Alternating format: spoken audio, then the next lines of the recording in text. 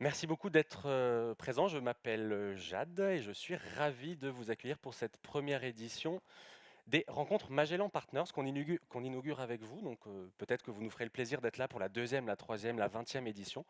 Merci d'être là nombreux. L'après-midi d'aujourd'hui, vous le savez, sera consacré à la thématique des politiques d'inclusion, des politiques d'emploi et, entre autres choses, de l'impact des révolutions technologiques, mais également sociétales et environnementales que connaît la France, mais de manière plus générale, le monde entier. Donc voilà, vous êtes bien installés, c'est tout bon, parfait. Je vous propose, avant de plonger tout de suite dans le cœur du sujet, de laisser la parole à Michel Attier, qui est associé, cofondateur et directeur général de Magellan Partners.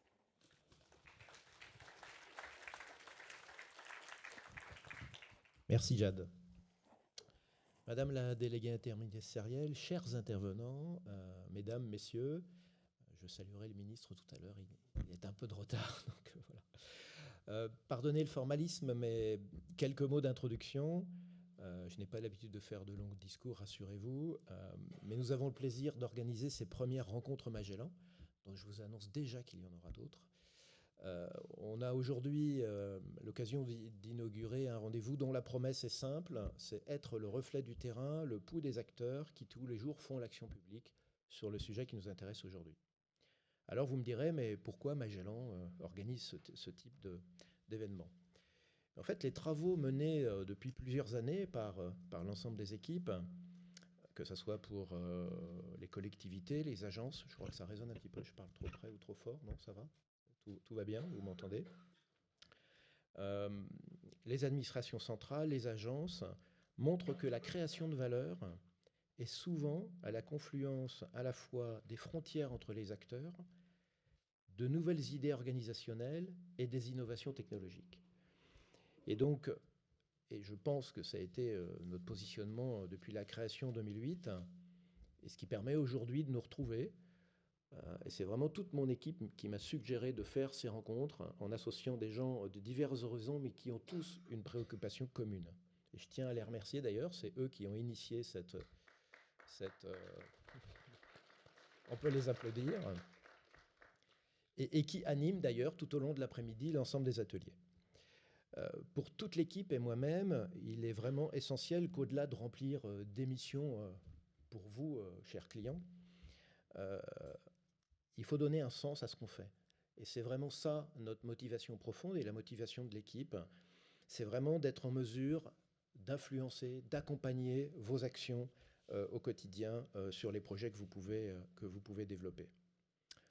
Évidemment, il ne vous aura pas échappé que la période est particulièrement propice aux innovations, qu'elles soient de nature sociale et institutionnelle, comme le permettent les expérimentations votées par la loi, mais aussi technologiques avec l'avènement de l'intelligence artificielle, ou même si maintenant l'ensemble des gens dans toutes les entreprises, dans toutes les administrations sont convaincus que l'intelligence artificielle va nous amener beaucoup de choses, pour autant, il faut encore la maîtriser, la développer et l'apprivoiser.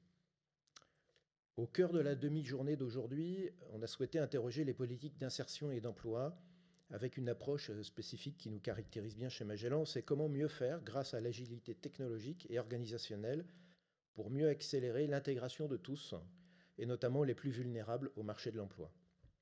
Je laisserai Jade tout à l'heure vous en dire un petit peu plus sur la façon dont on va organiser tout ça.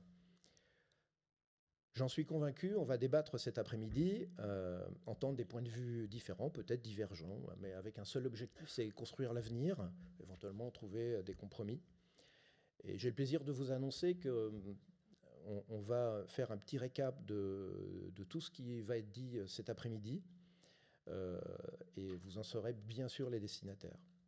Quelques mots enfin pour vous remercier, toutes et tous, de votre présence, collectivités, associations, agences de l'État, des GEFP, des GCS. C'est vraiment un très très grand plaisir pour moi de vous accueillir aujourd'hui, et on va pouvoir, en passant la main à Jade, commencer les débats. Merci beaucoup.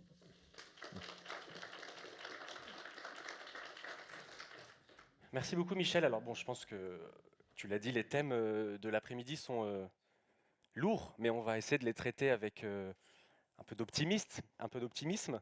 Et donc avant de plonger tout de suite dans le thème de cette première table ronde, quelques principes, quelques règles pour cet après-midi. Donc voilà, on va traiter un certain nombre de sujets, vous les connaissez déjà, hein. On va traiter la question de l'accès des personnes dites particulièrement vulnérables au marché de l'emploi, la question de la gouvernance territoriale du plein emploi, de la gouvernance de manière générale, et puis enfin la question des mutations du marché de l'emploi et puis les évolutions, les implications de la révolution technologique, de la révolution sociétale, de la révolution écologique que traverse l'ensemble de nos sociétés. Donc les tables rondes dureront à peu près chacune 1 heure. Donc il y aura 40-45 minutes d'échange entre les panélistes et les modérateurs, et puis une session de questions-réponses. Donc vous aurez la possibilité à chaque fois de poser évidemment des questions, vous qui êtes dans la salle. On fera une petite pause après la deuxième table ronde. Vous avez tout au long de l'après-midi la possibilité de vous rafraîchir juste devant, comme vous l'avez peut-être fait d'ailleurs il y a quelques instants. Et j'en profite aussi pour vous rappeler que vous avez un Wi-Fi accessible. Vous en aurez besoin, vous aurez un petit QR code à scanner à différents moments dans l'après-midi, et ça vous permettra de débattre de manière directe et indirecte avec nos participants. Et donc, puisque vous êtes bien installés, je vous propose tout de suite qu'on passe à la première table ronde dont le thème est formulé comme suit: comment atteindre le plein emploi pour les publics particulièrement vulnérables. Alors c'est l'un des enjeux majeurs de la loi dite plein emploi, on va y revenir dans quelques instants, mais avant de rentrer tout de suite dans le vif du sujet, là je suis tout seul, évidemment il manque les intervenants, donc je vais inviter à me rejoindre, et je suis particulièrement heureux de les avoir avec nous aujourd'hui. Donc je vous invite à me rejoindre: Ad Rubinstein, délégué interministériel à la prévention et à la lutte contre la pauvreté. Hop, je vous en prie. Sylvain Raymond, vous êtes directeur général de la communauté Les Entreprises s'engagent. Emmanuel Raymond, vous êtes présidente de l'UNAFAM, l'Union nationale des familles et amis de personnes malades et ou handicapées psychiques. Bonjour, je vous en prie. Yazid Chir, je l'ai vu arriver. Bonjour Yazid, vous êtes président de Nos quartiers ont du talent.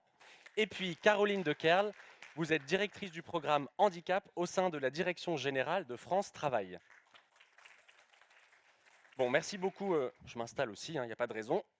Merci beaucoup à toutes et à tous d'être là. Alors avant de vous donner la parole, on a un grand rendez-vous que vous allez retrouver tout au long de l'après-midi, parce qu'on s'est dit, voilà, on va rentrer dans le débat, c'est bien, on va discuter de sujets extrêmement importants, mais peut-être pour se remettre dans le contexte, pour réexpliquer de quoi on va parler, on s'est dit qu'on allait penser à vous qui êtes dans la salle, et donc on a pensé à une idée, on a appelé ça les M essentiels, c'est-à-dire à chaque table ronde, 2-3 minutes d'explication de contexte, quelques chiffres, quelques éléments qui permettent à toutes les personnes qui sont ici dans la salle d'avoir les bases, entre guillemets, même si certains les ont déjà. Les bases pour suivre ce débat, ça s'appelle les M essentiels. Vous les retrouverez à chaque fois à différents moments des tables rondes. Et donc, puisque tout le monde trépigne, évidemment, vous avez vu, on est sur un niveau d'humour très très important cet après-midi.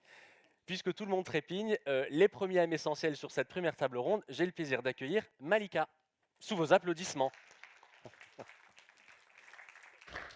Alors Malika, première question, vous avez vu, les transitions sont très bien travaillées. Malika, première question, mais quand on parle de plein emploi, de quoi parle-t-on exactement, Malika? Eh bien, merci beaucoup Jade pour cette question. Bonjour à tous et merci à tous d'être présents aujourd'hui et parmi nous. Je vais tenter très modestement de vous donner des éléments de contexte de cette première question avec, je pense, un petit peu moins d'humour que Jade et je m'en excuse par avance, mais je vais essayer d'être à la hauteur. Alors effectivement, nous avons consacré cette première table ronde à cette thématique, mais de quoi parlons-nous dans les faits? Alors je commencerai par le plein emploi. Eh bien, concrètement, excusez-moi, Voilà, il faut savoir être multitâche. vous l'avez su. Quand nous parlons de plein emploi, que nous attribuons finalement la définition à Keynes ou à Beveridge, tout le monde s'accorde à dire qu'il s'agit là d'une situation économique dans laquelle chaque personne qui souhaite travailler et qui est en possibilité de le faire, le peut. Donc très concrètement, c'est essentiel pour notre débat, il ne s'agit pas de parler d'un chômage où le taux serait à zéro. Non, tous les économistes le rappellent, il y a un chômage dit frictionnel, structurel, qui est présent et naturel, et qui permet finalement de passer les phases naturelles de changement d'emploi. Donc quand on parle de plein emploi, on ne parle pas effectivement de période où le chômage serait à zéro, mais plutôt d'une économie considérée comme en bonne santé et qui avoisine, d'après les économistes, donc toujours un chômage qui avoisine entre les 4 à 6%. Alors finalement, la loi du 18 décembre 2023, la loi pour le plein emploi, s'inscrit parfaitement dans cette ambition, puisque l'enjeu là est d'atteindre un taux de chômage qui avoisinerait les 5% d'ici 2027.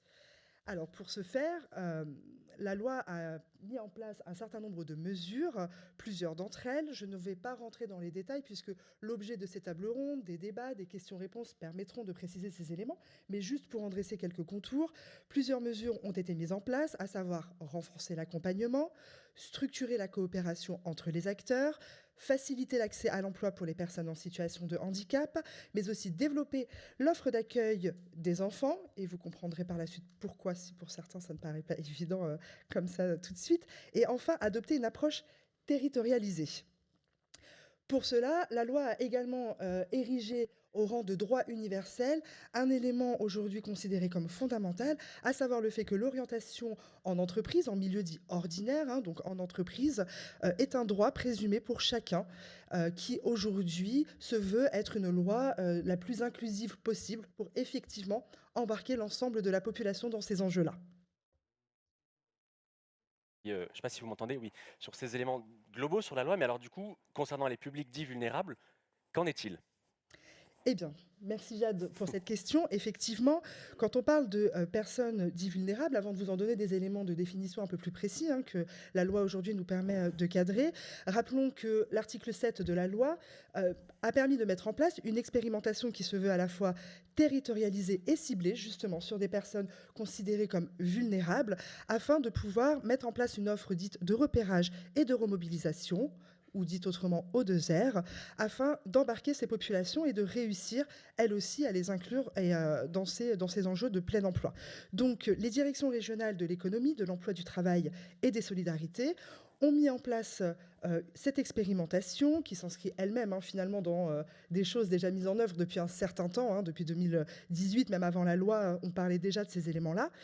Et rappelons-le, elle s'inscrit surtout, cette expérimentation, en complémentarité de l'offre d'accompagnement qui existe déjà et qui se développe aujourd'hui dans le cadre des mesures mises en place par la loi. Alors, concrètement, de qui parle-t-on? Eh bien, on parle de personnes parfois appelées hors radar ou en dehors des champs des radars, de personnes ayant décroché des solutions qui leur étaient proposées, que ce soit des solutions au niveau scolaire, en termes de formation ou en termes d'accompagnement, et ou qui cumulent également certaines difficultés, des difficultés d'accès au logement, des difficultés liées à la santé, à un handicap potentiel, à la mobilité, à l'accès aux droits, etc., etc. Donc on parle effectivement de personnes qui sont sans emploi et qui ne sont pas accompagnées aujourd'hui par le réseau mis en place sur les territoires. Et pour mettre en œuvre ceci, cette expérimentation a un objectif fort qu'on retrouve très largement dans la sphère sociale, le fameux aller vers. Il s'agit d'aller vers ces populations qui sont effectivement pas toujours au plus proche des dispositifs en place. Alors, dans les faits, les appels à manifestation d'intérêt précisent qu'il s'agit là à la fois des femmes et des mères isolées en situation de fragilité, des personnes en situation de handicap, des jeunes de 16 à 25 ans, des seniors de plus de 50 ans, mais également des réfugiés et des étrangers qui viennent de pays en dehors de l'Union européenne, des personnes sans domicile ou en très grande précarité, et enfin des gens du voyage. Alors très concrètement, comment cela se traduit en chiffres? En quelques chiffres, je vous rassure très rapidement. Juste pour rappel, la population aujourd'hui en âge de travailler, donc 15-64 ans, est de 57%. On a un taux d'activité de 73% pour cette même population et un chômage global d'environ 7,5%. Eh bien, pour les personnes dites vulnérables, les personnes sans domicile, la dernière étude de l'INSEE date de 2012, voir comment il est difficile effectivement d'avoir des informations sur certaines populations. Eh bien, à cette époque-là, le chômage était estimé à 39%. Pour les jeunes et les seniors, juste ensuite, il est de 17%, pardon, et là on revient sur une périodicité bien plus actuelle, soit 2 fois plus élevé que le chômage moyen estimé aujourd'hui. Pour les femmes seules et avec enfants, il est compris entre 15 et 18%. Enfin, pour les personnes en situation de handicap, il est de 12%, et pour les immigrés qui viennent d'un pays en dehors de la zone euro, il est de 8,7%. Donc on voit là qu'on est sur des chiffres qui sont effectivement supérieurs à la moyenne générale. Ces chiffres peuvent laisser cours à différents échanges, à différents débats. On peut également parler du taux d'inactivité, qui n'est pas la même chose que le taux de chômage. On peut également les apprécier d'un point de vue de leur évolution et de leur croissance sur plusieurs années. Bon, je vais m'arrêter là. On a juste voulu vous dresser un tout petit portrait très rapidement pour dresser le contexte. Voilà, merci beaucoup de votre attention et Jade, je te laisse la suite de la présentation. Merci beaucoup Malika. Merci. Alors du coup sur ces chiffres, je voulais vous faire réagir toutes et tous et peut-être commencer, si vous en êtes d'accord, par vous, Emmanuel Raymond.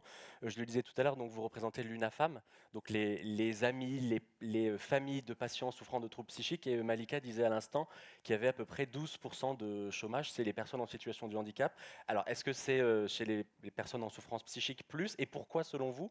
Là l'idée évidemment de cette table ronde, c'est de se concentrer sur ces publics qu'on a appelés vulnérables, donc les jeunes particulièrement éloignés de l'emploi, les personnes en situation de handicap, mais évidemment, et les seniors, mais évidemment, de votre point de vue de l'UNAFAM, voilà, ce chiffre de 12% de chômage, c'est les personnes en situation de handicapé. Qu'est-ce qui vous inspire et pourquoi? Et est-ce que les personnes en situation de handicap psychique, est-ce qu'il y a une stigmatisation particulière de la maladie mentale? Et n'hésitez pas pour ce faire à prendre, voilà, vous avez devant 5 micros. Voilà, Madame Raymond, je vous en prie. Je vous remercie. Vous m'entendez? Oui. Eh bien, je vous remercie de me donner la parole. Alors, effectivement, la stigmatisation, elle joue certainement et elle est forte. Et c'est pour ça qu'il y a beaucoup de personnes qui souffrent de troubles psychiques, qui ont une reconnaissance de handicap psychique et qui n'en font pas état. Qui n'en font pas état dans leur lieu de travail et qui donc sont souvent confrontés à un problème finalement de licenciement pour inaptitude parce qu'il n'y a pas les dispositifs d'accompagnement mis en place. C'est pourquoi ils ne le font pas, parce qu'ils ont peur de la stigmatisation. Mais à propos du chiffre que vous avez indiqué, je voudrais souligner que ces chiffres concernent tout type de handicap. Et l'UNAFAM, nous sommes l'Union nationale des familles amies de personnes avec des maladies psychiques, on existe depuis plus de 60 ans. On est reconnu d'utilité publique et on est en lien avec plus de 50 000 familles partout en France sur le territoire. Donc on a une très bonne vision de ce qui se passe partout. Et on fait partie à ce titre du collectif handicap qui réunit 54 associations pour porter en commun un plaidoyer handicap. Et toutes les associations, toutes les personnes avec un handicap le constatent, ce taux de chômage 2 fois supérieur est commun à toutes les populations souffrant d'un handicap. Et pire, le taux d'emploi est de 30 points inférieur au taux d'emploi. C'est-à-dire que vous dites 12% des personnes en situation de handicap sans chômage, c'est celles qui sont inscrites pour demander du travail. Il faut penser à toutes celles qui se sont retirées du marché de l'emploi et qui ne sont donc plus en situation de demande d'emploi. Moins 30 points, c'est absolument considérable, tout type de handicap. Moi, je pense qu'en France, on a une vraie réflexion à mener pour savoir comment faire pour intégrer ces personnes qui ont un handicap et qui désirent travailler. Ça, c'est très important. Moi, je fais partie, évidemment, on rencontre souvent par nos fonctions des personnes en situation de handicap psychique. Et encore, j'étais à une réunion et la personne ont interpellé un responsable, a dit, mais qu'est-ce que vous allez faire pour qu'on puisse travailler? Elles ont ce désir de travailler. Alors, qu'est-ce qui manque? Il manque les dispositifs d'accompagnement. Ceux qui existent, on les connaît, ils sont bons, mais il y en a très peu, pas du tout suffisamment. Et autre problème, ces dispositifs d'accompagnement sont tous liés à une demande de reconnaissance de travailleurs handicapés. La fameuse RQTH. Et on va en parler. Et Voilà. je vois que ça fait déjà réagir certains des intervenants. Peut-être pour poursuivre un peu la parole, et n'hésitez pas évidemment à réagir, vous qui êtes avec moi ici, pour toujours peut-être un peu sur le diagnostic, là, sur les personnes en situation de handicap. Je voulais entendre sur un autre public, hein, donc chez nos quartiers ont du talent, vous accompagnez des jeunes particulièrement éloignés de l'emploi. D'ailleurs, je crois qu'on a aussi, puisque Magellan est partenaire de nos quartiers ont du talent, des jeunes qui sont mentorés. Certains sont dans la salle, je ne les ai pas vus, mais en tout cas, on les salue. Vous m'avez dit, puisqu'on voilà, pas de secret entre nous, quand on a échangé avant pour préparer cet échange, vous m'avez dit les deux principales discriminations que les jeunes subissent, c'est pas forcément le nom, l'origine sociale ou l'adresse, mais c'est le manque de réseau. Est-ce que vous pouvez préciser, je vois que ça fait réagir aussi, on ira tout à l'heure du côté des entreprises avec Sylvain Raymond, mais Yazid Chir, qu'est-ce que vous voulez dire par là? Est-ce à dire que finalement aujourd'hui les discriminations, c'est pas tellement ça l'enjeu, mais plus la question du mentorat? Qu'est-ce que vous voulez dire par ça? Oui, nous chez NQT, depuis maintenant presque 20 ans, on accompagne les hauts diplômés qui sont issus de milieux non privilégiés vers l'emploi. Et quand on dit hauts diplômés, on a tendance à se dire, en fait, ils n'ont pas besoin d'être aidés. Mais en fait, quand on vient d'un quartier ou d'une campagne et qu'on n'a pas de réseau, ça c'est le premier élément discriminant. Eh bien, c'est très compliqué de se connecter au marché du travail. Et nous, les jeunes qu'on accompagne, c'est des jeunes qui ont minimum bac+3, et en majorité, ils ont plutôt des niveaux master. En fait, c'est des jeunes qui donc sont issus de milieux non privilégiés et qui restent 1 an et demi, 2 ans en galère, voire plus, pour la plupart au chômage, ou alors qui se résignent à finalement se rabattre sur des jobs peu ou pas qualifiés en prenant la place d'une personne qui aurait pu prendre le poste, et finalement qui tirent le système par le bas. Et en fait, nous, ce qu'on a mis en place, c'est un système en fait de mentorat où des cadres expérimentés qui sont issus de nos entreprises partenaires vont donner quelques heures de leur temps tous les mois jusqu'à ce que leur filleul trouve un emploi à la hauteur de leur niveau de diplôme, en apportant ce qui, pour les jeunes, en fait, est quasiment le Graal, c'est un réseau qu'ils n'ont pas. Parce qu'ils sont issus de familles modestes, les parents n'ont pas forcément géré les moyens de les conseiller. Et donc, partant de là, nous, en fait, l'impact, c'est que quand on accompagne des jeunes qui sont issus, hauts diplômés, issus de milieux non privilégiés, qui 1 an et demi, 2 ans au chômage ou à des petits boulots, en fait, on va jusqu'à réduire d'1 an la période de chômage. Et tous les jeunes qui rentrent dans notre dispositif, en moyenne, trouvent un emploi à la hauteur de leur niveau de diplôme en 6 mois de moyenne. Et depuis l'origine, on vient de franchir les 100 000 jeunes accompagnés, avec aujourd'hui un réseau de mentors qui est de l'ordre de 15 000 mentors bénévoles et à peu près 1 millier d'entreprises partenaires. On est présent sur toute la France, y compris dans les DOM, Martinique, Guadeloupe, Réunion, Guyane. Et ça, c'est le premier critère qu'on a mis en avant. C'est quand un jeune vient d'un milieu non privilégié, en fait, il est en déficit de réseau. Surtout à des jobs aux diplômés où, en fait, le marché du travail, c'est un marché caché. Et si on n'a pas de réseau, on a beaucoup de difficultés. Le deuxième critère, qui pour nous est aussi important et qui est quelque part encore plus endémique, parce que c'est un critère en fait qu'il faut prendre à la racine.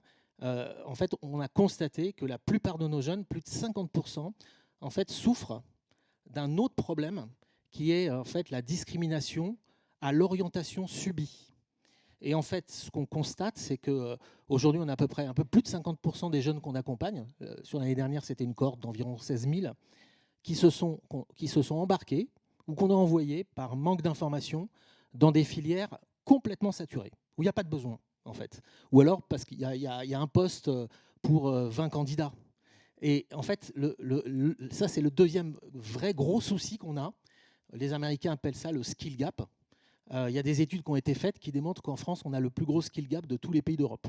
C'est-à-dire le plus grand écart entre le besoin réel des entreprises et les formations qui sont dispensées dans lesquelles on envoie nos jeunes. Donc il faut arrêter d'envoyer des jeunes dans des filières complètement saturées. Il faudrait presque faire une sorte de DPE de l'orientation, plutôt un DNE, diagnostic de niveau d'employabilité par filière, pour donner l'information aux jeunes du niveau d'employabilité quand ils rentrent dans telle filière. Parce qu'en fait, c'est des jeunes dont les parents ne peuvent pas les conseiller et puis qui s'embarquent par wagon entier, par exemple dans le marketing, la communication, les RH. Et ça, c'est un vrai souci qu'il faut prendre à la racine et qu'on peut régler. Et d'ailleurs, il y a eu de gros efforts qui ont été réalisés. On a travaillé avec Thibaut Guilhuy, qui est formidable, qui est aujourd'hui en fait patron de France Travail, et qui a été très sensibilisé au sujet. Le gouvernement a lancé un plan sur le sujet, avec un jeune, une solution, et avec une emphase excessivement forte sur l'alternance et l'apprentissage. Et quand on envoie nos jeunes en alternance ou en apprentissage, on les connecte forcément au marché du travail et aux entreprises. Et on règle ce problème-là aussi. Alors pour le coup, la transition est toute faite et on va évidemment discuter de tout ça, mais vous mentionnez un jeune, une solution, les dispositifs gouvernementaux. Et donc là, on a un peu une vision avec les essentiels de tout à l'heure. Est-ce que vous venez de dire du diagnostic, c'est-à-dire du fait que les personnes en situation de handicap et ces jeunes qui n'ont pas de réseau finalement sont particulièrement exclus de l'emploi. Vous mentionnez le gouvernement, on a la chance d'avoir avec nous également la déléguée interministérielle, Madame Rubinstein. Là, il y a quelques solutions qui ont été évoquées. La philosophie, on va dire, du gouvernement, de quel bord qu'il soit d'ailleurs, ces dernières années, a été de dire c'est l'emploi d'abord. Alors, qu'est-ce que ça veut dire clairement l'emploi d'abord? Et puis, une question dont on va sans doute parler maintenant et peut-être aussi tout à l'heure, mais trouver un emploi, ça ne se résume pas uniquement à lever les freins liés à l'emploi, mais lever ce qu'on appelle les freins sociaux, qui sont tout autour de la question de l'accès à l'emploi. Donc je parle beaucoup, donc je résume. Première question, qu'est-ce que ça veut dire la philosophie l'emploi d'abord, ce qui est celle du gouvernement? Et deuxième question, comment on lutte contre les freins sociaux autour de ces personnes vulnérables? Merci. Et puis merci d'abord d'avoir organisé ce type de rencontre. Moi, je crois beaucoup à l'idée de mettre des acteurs qui, a priori, n'ont pas grand-chose à voir les uns avec les autres et qui, pourtant, réfléchissent ensemble et se posent des questions pour que cette société soit la plus adaptée possible pour tout le monde. Donc, je suis ravie d'être là. Pour répondre à votre question, effectivement, la question de l'accès à l'emploi est central, d'abord parce que, jusqu'à preuve du contraire, c'est ce qu'on a trouvé de mieux pour garantir l'émancipation et l'autonomie des individus. Donc, rien que ça, en soi, c'est un objectif et c'est normal que le gouvernement ou les gouvernements se fixent ça comme objectif. Et puis, bon, c'est pas à vous que je vais expliquer qu'effectivement, plus le plein emploi est proche, plus on crée de la richesse et plus on est en capacité ensuite de pouvoir redistribuer la richesse en question et pouvoir mettre en place des politiques sociales. Donc, c'est ce cercle vertueux qui est recherché. Et vous avez raison de dire qu'il ne suffit pas comme ça de faire de l'incantation en disant plein emploi, plein emploi, plein emploi. Ça ne suffit pas pour plein de raisons et pour des typologies de publics particuliers. Eh bien, il faut trouver les voies et moyens pour que cette connexion dont vous parliez puisse se faire. Moi, je m'occupe des gens qui sont en situation de pauvreté. Je vais quand même fixer quand même aussi, moi, je vais faire comme vous, je vais fixer Les quand M même essentiels, deux. Madame la Voilà, déléguée interministérielle. voilà, C'est parti. excusez-moi, je vais faire deux. C'est d'abord, on parle, quand on parle de pauvres en France, on parle quand même de 14% de la population, 14,5%, hein, voilà. Donc, c'est beaucoup. C'est beaucoup. On fixe la pauvreté pour que tout le monde se repère. C'est un seuil un peu arbitraire, mais c'est comme ça. C'est 60% du revenu médian. On peut le calculer aussi en termes de conditions, pauvreté en conditions de vie, c'est plus compliqué à aborder, mais n'empêche que c'est un phénomène qui est massif dans un pays aussi développé que le nôtre et surtout avec un modèle social aussi redistributif. Et puis, et ça va peut-être avec votre intervention tout à l'heure, il faut en France 6 générations pour sortir de la pauvreté. Ce qui veut dire qu'au-delà même de la question de l'emploi, il faut qu'on se pose tous la question de la reproduction sociale et des déterminismes qui font que c'est beaucoup plus difficile pour les uns que pour les autres. Une fois que j'ai dit ça, il faut, je pense aussi, et on le fait de cette manière, et pour moi, la loi pour le plein emploi est un progrès formidable, c'est-à-dire qu'on est parti des besoins des individus. Et on en a donc déduit qu'on ne pouvait pas se contenter de donner une prestation de survie, parce que quand on touche le RSA, on est en survie, on ne vit pas correctement, mais en revanche, de s'assurer que tous les moyens d'accompagnement soient apportés aux personnes qui en ont le plus besoin. Et vous parliez des freins. Alors, certains, moi je déteste cette expression, on parle de freins périphériques. Non, ils ne sont pas du tout périphériques, ils sont au cœur du débat. Il faut qu'on parte du principe qu'à peu près, à quelques exceptions, et vous avez raison, il y a un chômage frictionnel, donc il y a des personnes pour lesquelles l'emploi ne sera jamais, et voilà, bon, on ne parle pas de cela. En revanche, pour tous les autres, il y a un continuum de difficultés que la société doit lever. Ça, c'est une évidence, qui sont principalement le premier obstacle à ne pas trouver d'emploi, c'est le logement. Voilà. C'est évident que quand on est préoccupé par l'endroit où on doit vivre ou surtout où dormir le soir même, c'est sûr que la première question qui vous vient, c'est pas d'aller chercher un emploi. Donc première chose, le logement. Et ensuite, vous avez un continuum de difficultés qui s'ajoutent les unes aux autres. Vous êtes une femme en situation de famille monoparentale. Je dis une femme parce que c'est 83% des familles monoparentales ont à la tête une femme. Si vous ne savez pas comment faire garder vos enfants pour trouver de l'emploi, forcément, ça va être beaucoup plus compliqué. Donc, vous avez tendance à vous dire que bon an, mal an, vaut mieux que vous restiez chez vous parce qu'au moins, vous assurez la garde de vos enfants. Et puis, comme ça, c'est le plus sûr chemin pour finalement, pendant plusieurs années, s'installer dans le non-emploi et puis peut-être même y rester toute la vie. Et je pourrais en citer d'autres. La mobilité, on ne se rend pas compte, évidemment, à Paris, à quel point la question des mobilités est centrale. La question des mobilités, c'est des mobilités évidemment géographiques, savoir se déplacer, pouvoir se déplacer d'un endroit à un autre, mais c'est aussi les mobilités presque psychologiques, c'est-à-dire qu'est-ce qui vous empêche d'aller au-delà d'un univers que vous ne connaissez pas, l'autocensure, les pertes d'ambition. Voilà, tout ça est vraiment quelque chose sur lequel nous devons travailler, et les dispositifs qu'on met en place ensemble, avec évidemment l'ensemble des acteurs, que ce soit les conseils départementaux qui ont en charge ces sujets, France Travail, ce continuum de sujets qui sont autour de l'emploi est évidemment traité. Vous avez mentionné la transversalité, et on va y venir tout à l'heure sur les différentes modalités d'action et les plans locaux de lutte contre la pauvreté et les plans de solidarité qui ont été déclinés. Vous avez mentionné France Travail. Il y avait aussi l'ambition quand on a créé, enfin moi j'ai rien créé du tout, mais quand la loi évidemment a créé France Travail, il y avait l'ambition aussi de la transversalité, de faire travailler les acteurs entre eux. Alors on a Madame Dekerle avec nous dans cette table ronde.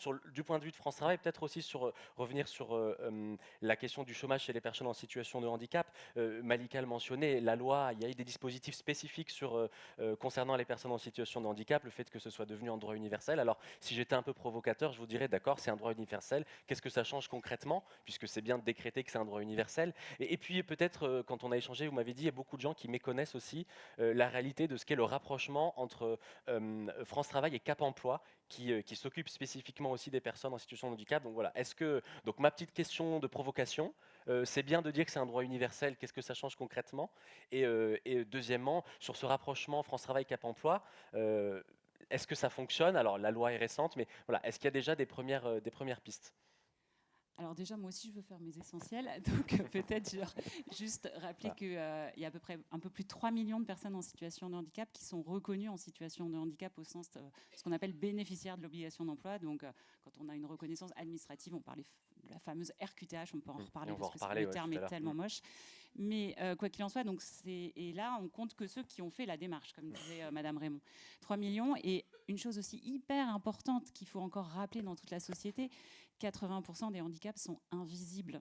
Donc il faut aussi qu'on sorte de cette idée que le handicap, c'est le fauteuil roulant, c'est la canne blanche. Je suis convaincue que dans cette salle, il y a des personnes en situation de handicap. C'est pas possible autrement. Le diabète est une situation de handicap, l'épilepsie est une situation de handicap, les maladies dégénératives. Enfin, la conclusion, c'est qu'on peut tous basculer en situation de handicap. Donc une fois qu'on a compris ça, déjà on ouvre un petit peu plus nos chakras. Ça, c'est la première chose qu'il faut rappeler. Après, alors par rapport à votre provocation, j'ai presque envie de dire, non mais en fait, ça paraît dire, oui, bon bah ok, c'est un droit universel. Mais vous imaginez qu'avant, ça voulait dire que, en fait, on devait vous donner un papier pour dire tu as le droit de travailler en entreprise. Est-ce que vous, quand vous avez démarré votre carrière, vous avez été chercher un petit papier qui vous disait tu as le droit d'aller travailler en entreprise? Bah non.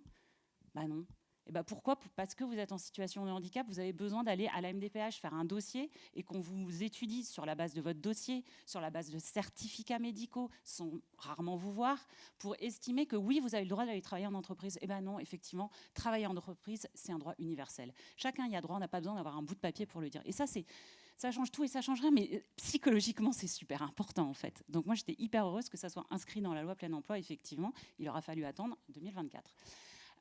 Après, effectivement, est-ce qu'il y a un droit à l'emploi? Est-ce qu'il faut parler de droit à l'emploi? Moi, je préfère dire que finalement, on a un droit à être accompagné vers l'emploi quand tel est son projet. Et je pense que c'est hyper important ce que disait Mme Raymond. Il faut écouter les gens. Il faut aussi arrêter de penser que les personnes en situation de handicap, parce qu'elles sont en situation de handicap, on va décider à leur place. En fait, une personne en situation de handicap, elle sait très bien ce dont elle a besoin. Et comme n'importe quelle personne, en fait, elle sait ce dont elle a envie aussi.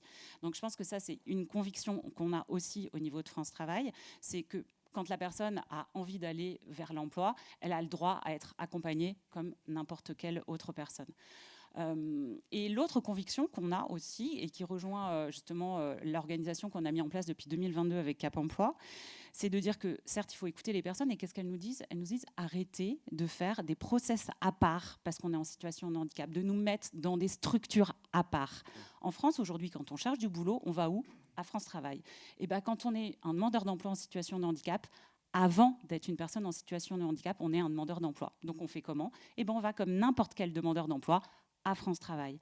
Par contre, il ne s'agit pas de nier le handicap. Donc, ce qu'on a mis en place depuis 2022, c'est que la personne va donc à l'agence, maintenant France Travail, avant Pôle emploi, et à l'intérieur, depuis 2022, de chaque agence, donc il y a 900 et quelques agences en France, on a créé une team handicap, une équipe handicap, et dans cette équipe handicap, vous allez retrouver des conseillers France Travail qui ont été formés au handicap, et des conseillers Cap Emploi. Et en fonction du besoin de la personne sera accompagnée soit par un conseiller France Travail de la team, soit un conseiller Cap Emploi. Ce qui est hyper important de dire, c'est qu'à peu près dans 20% des situations, ça sera un conseiller Cap Emploi qui a une expertise particulière. Ça veut dire que c'est un message aussi fort à dire aux recruteurs. C'est que dans 20 à 30% des situations, on a besoin d'aller chercher un conseiller Cap Emploi avec une expertise parce qu'on est sur une situation de handicap où on a besoin de travailler la compensation de handicap à l'emploi, enfin un certain nombre de choses un peu plus lourdes. Ça veut dire qu'il faut aussi dire aux entreprises, c'est pas si compliqué de recruter une personne en situation de handicap. Ou en tous les cas, c'est pas forcément un aménagement technique hyper cher. Il y a plein de formes d'autres aménagements, on pourra en reparler aussi avec madame. Mais ça, c'est des messages aussi extrêmement forts à faire passer aux entreprises. Mais alors, complètement. Et alors, les entreprises, la transition est toute faite. Sylvain Raymond, vous pilotez la communauté Les entreprises s'engagent et d'une certaine manière, je vous pique une expression, Madame Dequerre, vous m'avez dit quand on a échangé, il n'y a pas d'emploi sans employeur. Donc d'une certaine manière, finalement, toutes les discussions qu'on a là, l'État c'est très bien, mais bon, l'État, la loi, très bien, dont acte, comme diraient certains, mais bon, ceux qui créent de l'emploi, si ce n'est pas de l'emploi public, c'est les entreprises. Alors Sylvain Raymond, du coup, du point de vue des entreprises, est-ce que c'est de votre faute? Je vais être aussi provocateur. Est-ce que c'est la faute des entreprises si les personnes en situation de handicap, si les jeunes éloignés de l'emploi, si les seniors rencontrent des situations de chômage trop importantes? Bon, déjà, je suis Et bienvenue sur cette question tout à fait...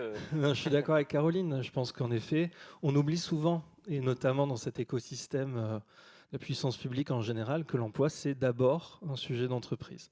Et je dirais même qu'il n'y a pas de bon emploi, il n'y a pas de plein emploi sans entreprise. Et nous, on va y rajouter la notion d'engagement, obligatoirement, donc d'entreprise engagée.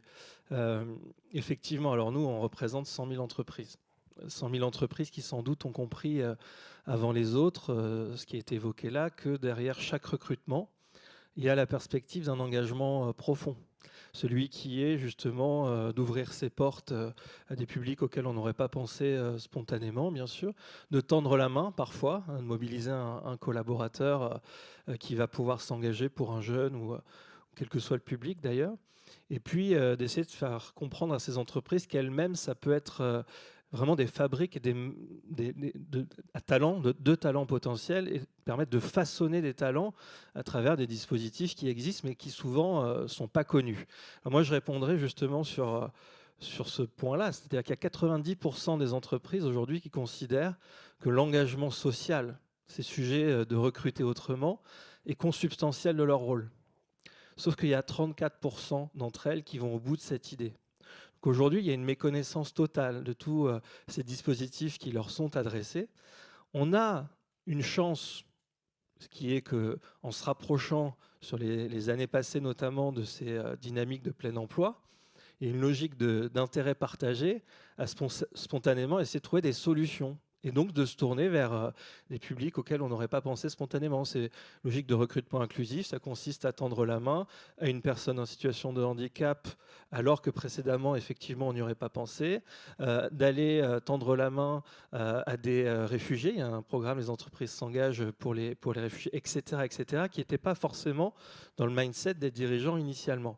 Donc nous, on fait finalement de cette logique-là d'intérêt partagé une chance, en poussant l'entreprise un peu dans les retranchements de ses engagements, en disant chiche, on va essayer de vous donner les moyens, nous, Alors les entreprises s'engagent avec nos moyens, effectivement, de tenter des choses, que ce soit à travers des dispositifs, à travers des logiques de recrutement différentes, par le sport, par la culture, et puis surtout de prendre le problème à la racine. Je suis complètement en phase avec Isid qui expliquait à quel point le plan Un jeune, un mentor était essentiel au cœur du plan Un jeune, une solution. Alors moi, j'avais la chance d'être aux côtés de Thibaut Guilluy quand toutes ces bonnes idées ont émergé. C'est que le plan Un jeune, une solution, au départ, c'était le sujet de l'apprentissage. Et comment on va essayer, dans un moment de crise, pleine période du Covid, de libérer les perspectives d'engagement des entreprises en faveur des jeunes. La bonne idée, c'était de se dire, c'est né dans un club, les entreprises s'engagent, d'ailleurs, que les entreprises avaient sans doute besoin d'être incitées, d'être aidés pour ça. Puis après, on est allé sur le terrain des stages, etc. Et puis à un moment, on s'est dit, justement, en fait, le problème qu'on a, c'est que ces jeunes qui sont au cœur du plan Un jeune, une solution, plan de relance pour la jeunesse, il manque un lien entre ces dispositifs. Et donc le plan Un jeune, un mentor est exactement l'expression même d'un enjeu. Et le troisième point, c'est ça, c'est qu'en fait, nous, ce qu'on porte, c'est cette idée de la réconciliation entre les mondes qu'actuellement beaucoup veulent encore opposer, l'État, les entreprises, les associations. Finalement, on est ici représentés. Oui, il y a beaucoup d'acteurs qui prennent beaucoup de plaisir à opposer encore ces acteurs, alors même qu'on se rend compte que c'est justement en alliant les forces. Le plan Un jeune, une solution et Un jeune, un mentor, c'est exactement ça. C'est des investissements massifs, c'est des mobilisations de collaborateurs. C'est massif, 68% des mentors aujourd'hui sont des salariés d'entreprise. Et puis surtout une gouvernance partagée. Comité mentorat, c'est 2 représentants d'entreprise, 2 représentants de l'État et 2 représentants du collectif mentorat qui fédère ces structures. Voilà, donc un enjeu de mieux faire connaître et un enjeu de mieux faire travailler ensemble à travers ces logiques de réconciliation. Vous êtes d'une certaine manière aussi déjà dans les solutions, les entreprises s'engagent, il y en a beaucoup plus en France que 100 000 des entreprises, donc peut-être que quand vous reviendrez à la prochaine édition des Rencontres Magellan, vous nous direz on est 300 000 entreprises engagées, mais vous êtes déjà dans les solutions et ça me permet d'envisager déjà aussi la suite de notre échange. Sur les pistes d'action, vous disiez il y a un instant, Sylvain, il y a 34% seulement des entreprises qui vont au bout, peut-être que ça pose aussi la question de la nécessité de simplifier, on va y revenir, mais puisqu'on est sur l'expérimentation aussi, vous mentionnez, voilà, il y a des acteurs qui innovent sur le terrain. Je voulais revenir vers vous, Yazid Chir, pour Nos quartiers ont du talent. Et en redisant à tous nos intervenants, n'hésitez pas si vous souhaitez réagir. Hein. L'idée, c'est pas juste que je vous répartisse des questions, mais à faire vivre le débat. Mais peut-être que vous êtes tous d'accord et c'est très bien.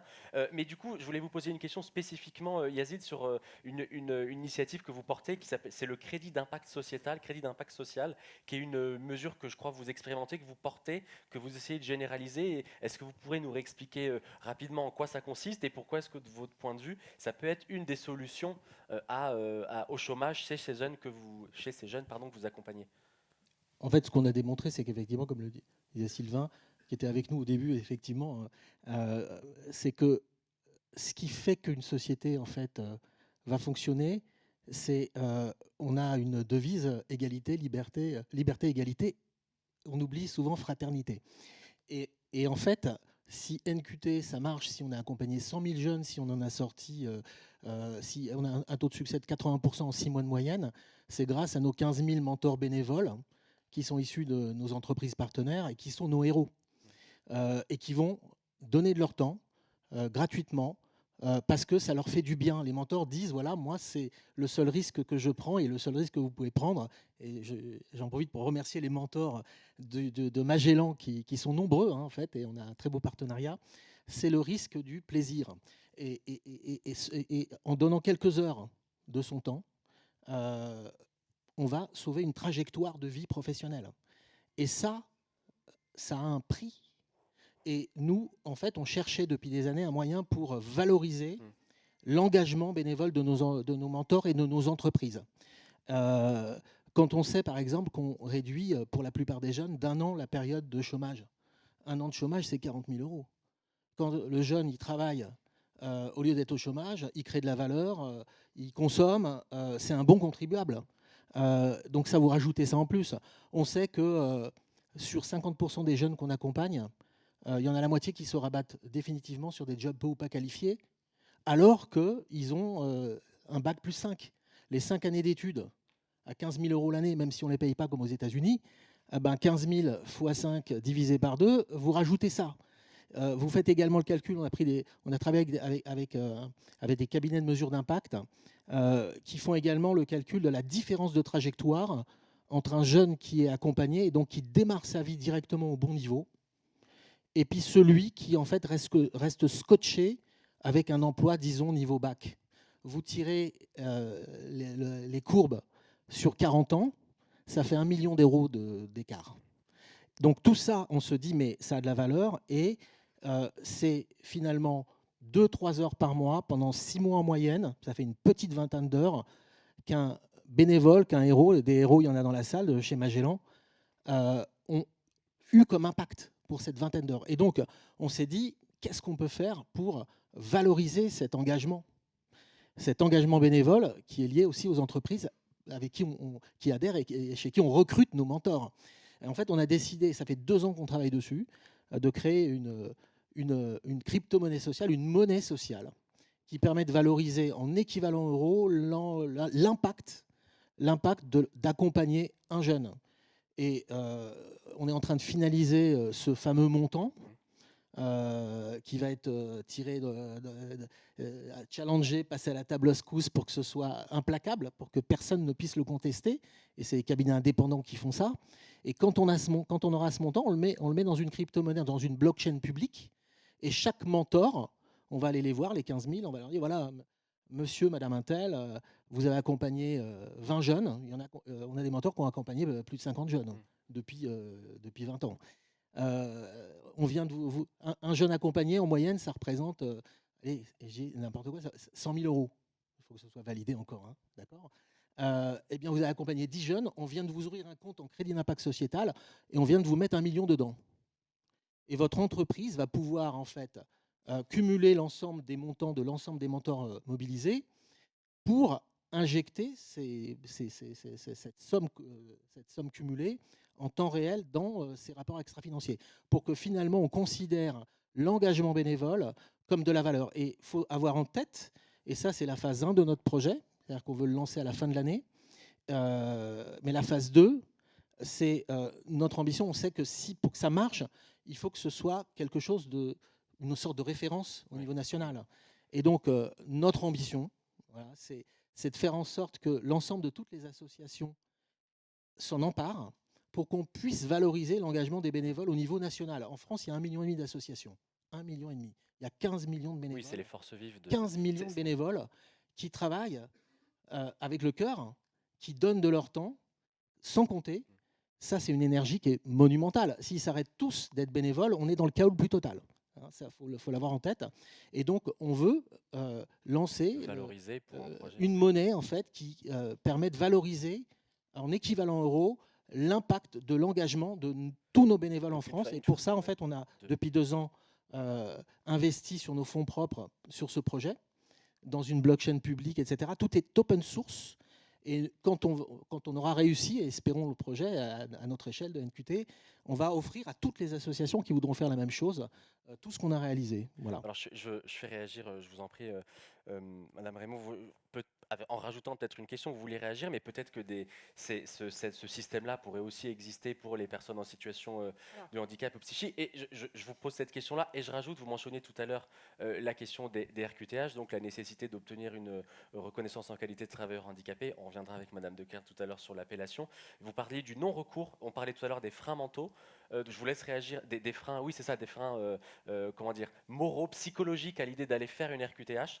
Je vous laisse réagir et puis voilà, ma petite question en plus. Alors d'abord, merci beaucoup. Je voudrais réagir à ce que vous dites parce que nous, à l'UNAFAM, pourquoi est-ce qu'on est en lien avec 50 000 familles par an? C'est parce que c'est pas parce qu'on a beaucoup de salariés. Hein. On est reconnu d'utilité publique, on vit à 50% de subventions publiques sur des indicateurs qu'on fournit évidemment parce qu'on a une mission de service public et 50% de dons et de donations et de legs de toutes les familles et amis qui sont proches de nous. Alors nous, c'est parce que nous avons une 60aine de salariés en comptant dans nos délégations et au siège, mais nous avons surtout 1900 bénévoles.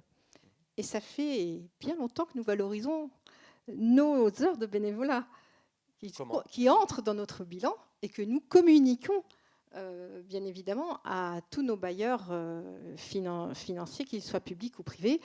Et sur notre actif, nous avons 12 millions d'euros valorisés en heures de bénévolat. Et nous savons que les bénévoles sous-évaluent le travail qu'ils fournissent. Donc, nous le faisons. Alors, merci pour cette idée de crypto-monnaie. Ça nous donnerait un petit twist supplémentaire. Mais effectivement, ça fait bien longtemps que nous le faisons figurer dans notre bilan. Et c'est très important, l'engagement bénévole. Sans eux, évidemment, on n'aurait pas cette action bénévole que je suis d'ailleurs. Et c'est absolument obligatoire dans nos statuts. Par ailleurs, je voulais rebondir sur ce que vous disiez, Caroline. C'est très important, effectivement, que France Travail, ça soit pour tout le monde et qu'on ne se mette pas directement dans une case.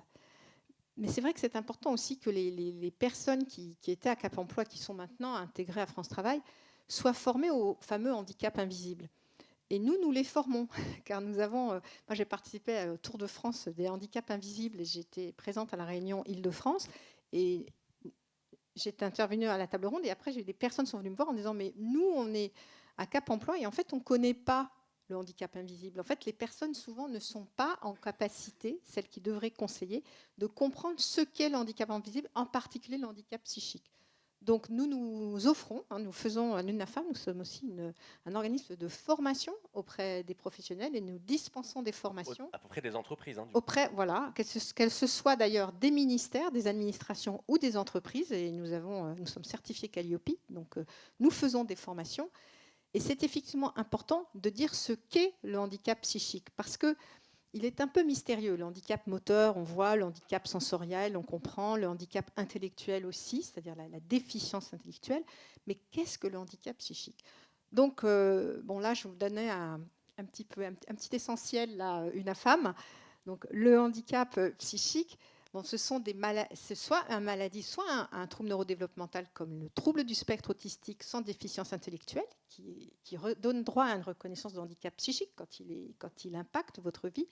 Sinon, le handicap psychique, il est aussi donné quand on a une maladie psychique au long cours. La maladie psychique au long cours, elle est de toutes sortes. Ça peut commencer de troubles anxieux chroniques, troubles anxieux généralisés, jusqu'aux troubles bipolaires, troubles schizophréniques, dépression chronique, etc. Donc, vous voyez un peu le spectre. Ça concerne au moins 3 millions de personnes.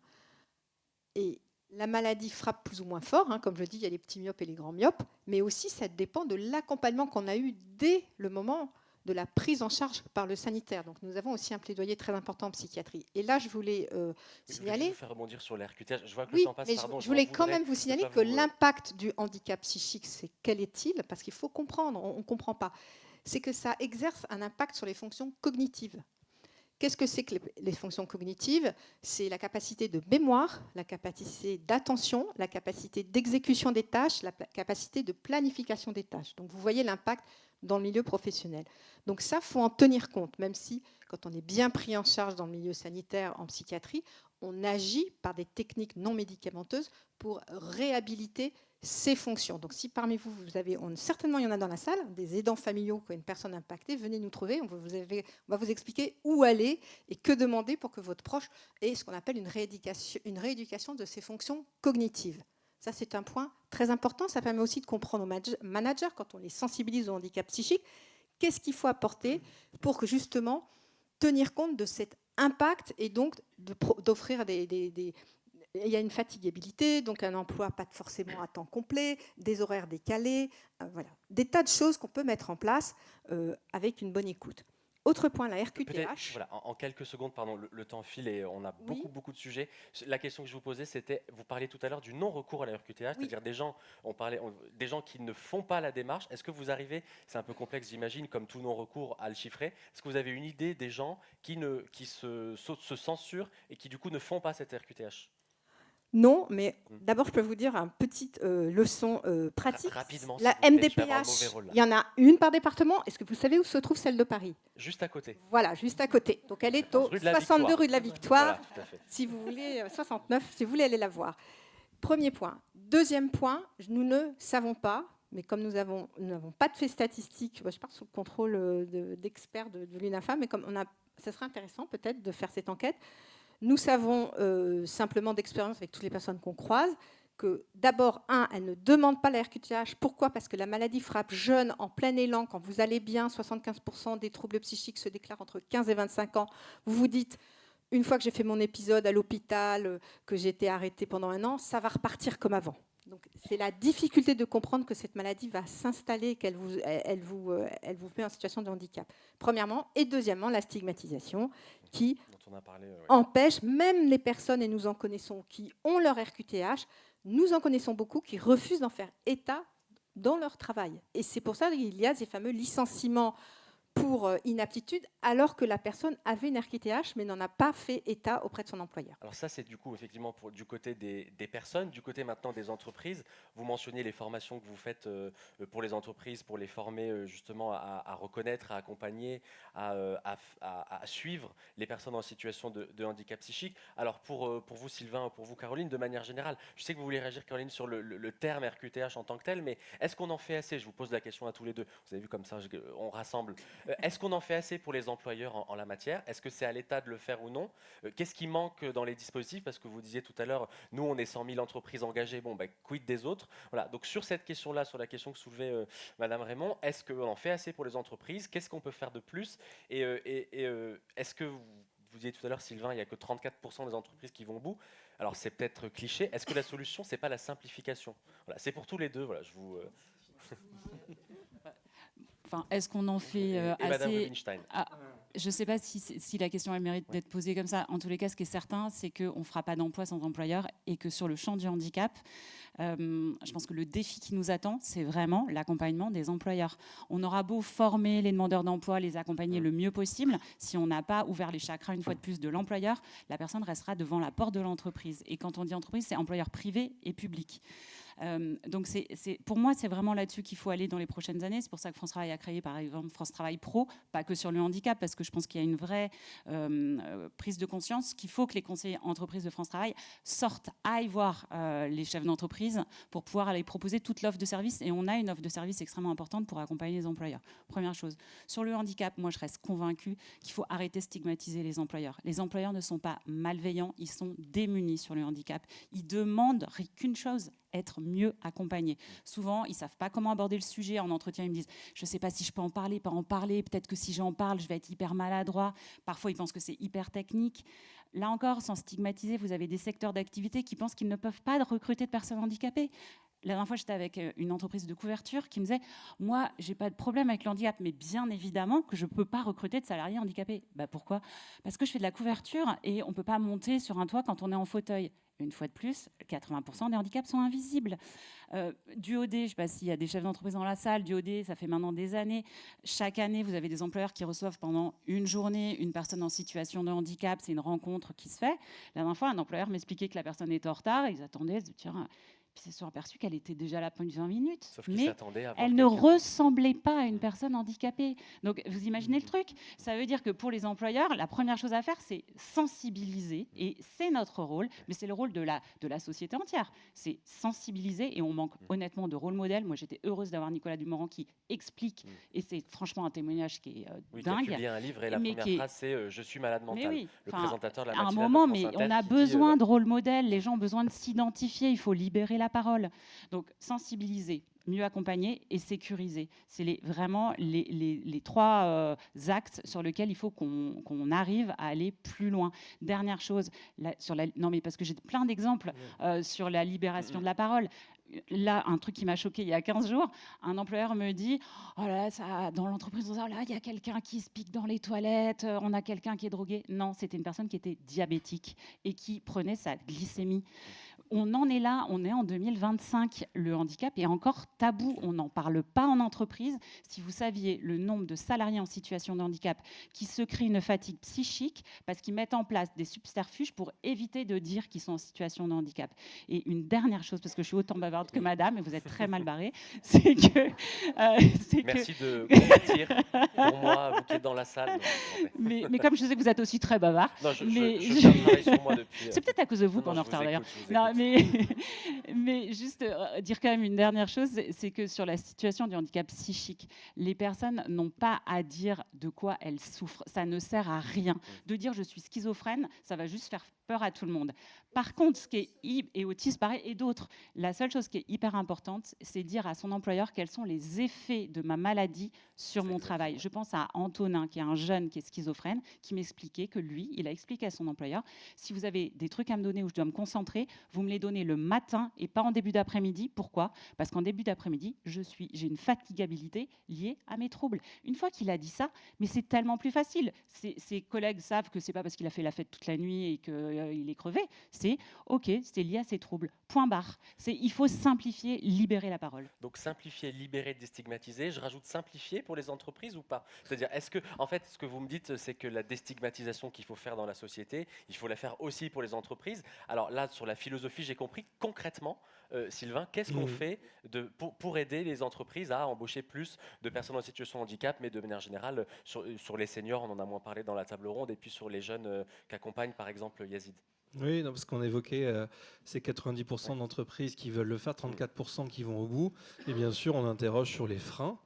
Et en fait, on va retrouver les mêmes méthodes que côté public accompagné. C'est-à-dire qu'il y a 71% des entreprises qui considèrent qu'elles ont besoin pour le faire d'un État partenaire. Et donc, qu'on leur simplifie la vie. Parce que là, on parle de quelques dispositifs, mais nous, aujourd'hui, sur la plateforme, c'est 10 thématiques, 70 engagements possibles.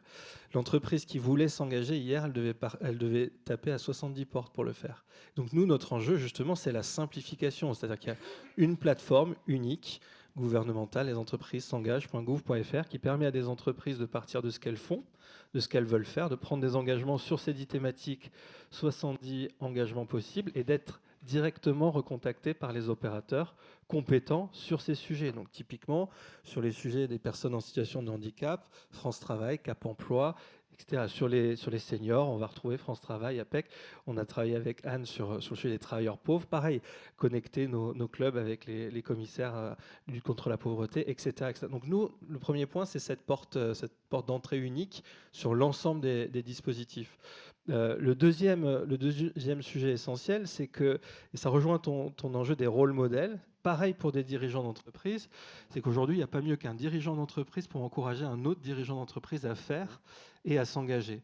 Et donc ça, c'est vraiment la dynamique des clubs, les entreprises s'engagent, qui sont des coalitions État-entreprises, réseaux d'animation. On va retrouver tous les grands réseaux d'entreprises pour les y accompagner à travers des sensibilisations sur tous les sujets qu'on vient d'évoquer et plus encore, et des ateliers de passage à l'action. C'est plus de 1600 événements par an partout en France qui sont déployés pour leur permettre de passer à l'action. Et à travers ces actions-là, c'est vraiment souvent le premier pas vers l'engagement et l'idée de les accompagner sur des stratégies un peu plus globales. Sur la simplification, j'irai un poil plus loin, c'est qu'on parle beaucoup de recrutement ici.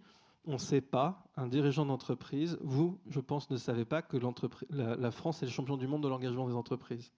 On a un truc qui est unique au monde, qui est la loi Pacte, qui reconnaît parfois des entreprises à mission, une raison d'être, un intérêt social à l'entreprise. On a un dispositif du mécénat d'entreprise, on a l'IAE, on a l'ESS, on a une pratique de la responsabilité sociale, sociétale et environnementale parmi les plus performantes au monde. Personne ne le sait. Les entreprises s'engagent, c'est le premier établissement public dédié à l'engagement des entreprises au monde. Et donc notre enjeu, à travers ces rôles modèles, on a une campagne plus qu'une entreprise, je dirige une entreprise engagée, c'est de le faire connaître, mais à travers les dirigeants d'entreprise eux-mêmes. Et c'est sur ce point qu'on a besoin d'accélérer, avec les moyens, bien sûr, qu'on nous accorde. Je vous laisse réagir. Je rajoute une question, puisque j'ai peu le temps de parole, j'en profite aussi. Non, je vous laisse réagir, madame la déléguée, bien sûr. Mais peut-être une question aussi, vous êtes déléguée interministérielle. Alors, on est tous très curieux. Là, l'État, vous représentez un peu l'État. Vous voyez tous les acteurs de l'emploi, on va dire, discuter, travailler. La loi fixe un cadre, mais c'est les acteurs qui créent les emplois, on le disait tout à l'heure. Concrètement, un délégué interministériel, ça fait quoi ? Comment on pilote des administrations dans une époque politique un peu complexe où parfois le ministère X n'est pas d'accord avec le ministère Y? Comment on fait? Et puis, je rajoute une question, vous avez vu, j'en profite. On parlait des outils pour mieux travailler ensemble. Il y a un outil, c'est celui des plans de lutte contre la pauvreté. Il y avait une stratégie nationale et effectivement des pactes de lutte contre la pauvreté qui sont déclinés dans les territoires. Qu'est-ce que ça donne concrètement? Est-ce que vous avez des éléments? Et comment on peut améliorer les choses? Là, vous avez vu, on est passé dans la partie action. Comment on fait pour que ça aille mieux encore demain? Donc voilà, les pactes de solidarité, qu'est-ce que ça donne? Et puis voilà, je crois que vous souhaitiez réagir aussi à ce qui était dit. Eh bien, la question est plus longue que ma réponse. Oui, alors, je vous prends en mot, allez-y. On a le chronomètre. Pas Moi, du je vous tout. en J'ai prie. plein de choses à dire. Alors, je vais répondre à toutes vos questions et je ne représente pas un peu l'État, je représente complètement l'État. Voilà. En fait, tout ce qu'on se dit là montre une chose, c'est que finalement, à la fois la lutte contre la pauvreté, la lutte contre les stigmatisations liées au handicap, la lutte contre les stigmatisations liées à l'origine ou à d'autres aspects, c'est l'affaire de la société tout entière. Et pendant très longtemps, et moi je vais peut-être là apporter un petit peu d'optimisme. C'est-à-dire que pendant très longtemps, on a considéré que les entreprises, leur but, c'était de produire de la richesse, de vendre un truc, bon voilà. Et puis qu'il y avait l'État qui devait protéger, les associations qui réparaient, et puis tout le monde était dans son couloir des neiges, ça marchait pas très bien, mais c'était comme ça. Aujourd'hui, on se rend compte qu'aucun d'entre nous, c'est-à-dire ni moi qui représente l'État, ni l'entreprise, ni un opérateur de l'État, ni une association, n'a la réponse à lui tout seul. Donc on est quelque part, et c'est aussi un petit peu la réponse à la fin de votre question, on est condamné, au sens noble de ce mot, condamné à travailler ensemble pour essayer de trouver des solutions. Et c'est ce que nous faisons de mieux en mieux. Moi, j'ai connu un temps où, entre une association et une entreprise, eh bien, chacun était d'un côté de la barricade, s'ignorait copieusement, voire même un peu se méprisait, on peut le dire. Et aujourd'hui, finalement, en partant de l'intérêt à agir, et je pense qu'il est absolument inutile et même contre-productif de situer les débats sur le terrain de la morale. C'est pas bien de stigmatiser les pauvres, ou c'est pas bien de refuser l'emploi. Non, c'est pas une question de bien ou c'est pas bien. C'est une question simplement, nous avons intérêt à le faire. Et les entreprises aujourd'hui, quand elles viennent vers nous, elles ont un intérêt à agir. Et moi, je ne discute pas de cet intérêt à agir. Quand un chef d'entreprise vient me voir et puis me dit bon, eh bien, moi, je voudrais agir quand même. Je sais que j'ai des travailleurs pauvres et puis ils ne savent pas où dormir le soir. Et alors, ils ne sont pas très productifs dans la journée. Bon, évidemment que je n'aurais pas posé le problème en ces termes. Mais je me dis, très bien, il a un problème, il va le résoudre, et moi, je vais l'aider à le résoudre, et d'ailleurs, on va résoudre ensemble le même problème. Donc ça, c'est plutôt quelque chose d'optimiste. Alors après, vous m'avez demandé ce que ça faisait, c'était quoi finalement son métier, un délégué interministériel. Vous avez raison de poser la question. Un délégué interministériel, à mon sens, c'est un assemblier. C'est-à-dire que déjà, nous avons culturellement et historiquement une organisation de l'État en silo. Où parfois les administrations, même au sein d'un même ministère, ne se parlent pas beaucoup. En tout cas, elles ne construisent pas ensemble. Elles sont chacun sur un sujet. Et moi, mon rôle, c'est de coordonner tout ce qui se fait en matière de lutte contre la pauvreté, et il s'en fait finalement dans tous les ministères. En gros, j'ai coutume de dire que le seul ministère avec lequel je n'interagis pas, c'est le ministère des Affaires étrangères, parce que je ne m'occupe pas d'humanitaire, par exemple. Pas du tout. Mais en revanche, chaque ministère a finalement sa politique de lutte contre la pauvreté. Voilà. Mais tout ça se fait finalement dans la méconnaissance, voire même l'indifférence, et parfois même quelques contradictions entre les uns et les autres. Donc, mon travail à moi, c'est d'essayer d'organiser tout ça. Et comme je vous disais que, évidemment, l'État ne peut pas répondre à lui tout seul aux questions de pauvreté et d'ancrage de la pauvreté dont je vous ai parlé tout à l'heure, c'est-à-dire finalement dès la naissance, les inégalités dès la naissance.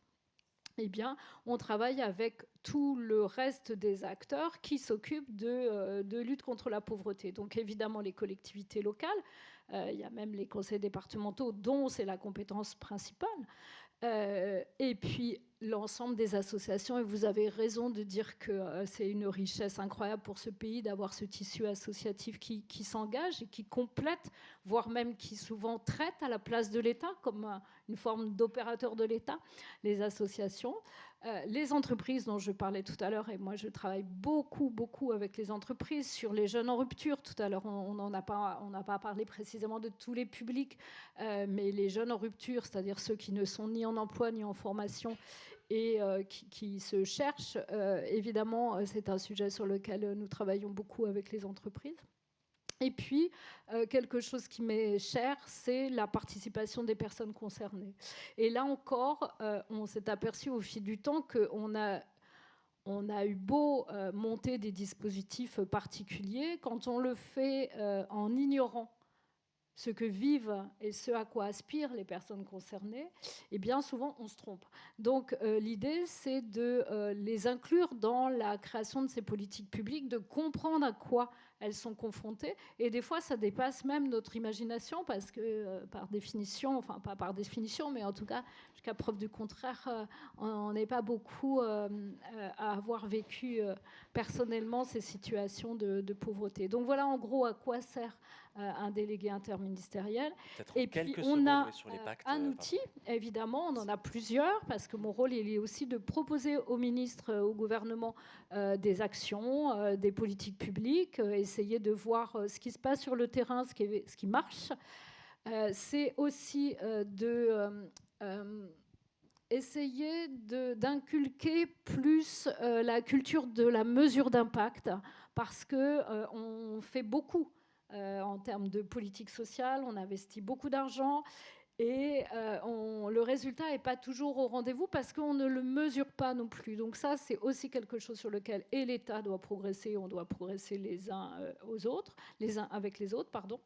Et nous avons pour ça un outil qui s'appelle le Pacte des solidarités, qui regroupe à la fois des mesures nationales et puis une contractualisation entre l'État et les collectivités, les départements et les métropoles, et puis des pactes locaux, c'est-à-dire qu'à l'échelle des territoires, on rassemble les forces vives, c'est-à-dire ce que nous sommes là, par exemple, dans cette salle et à la tribune, l'ensemble des acteurs possibles, État, hors État, collectivités, personnes concernées, associations, bref, entreprises bien sûr.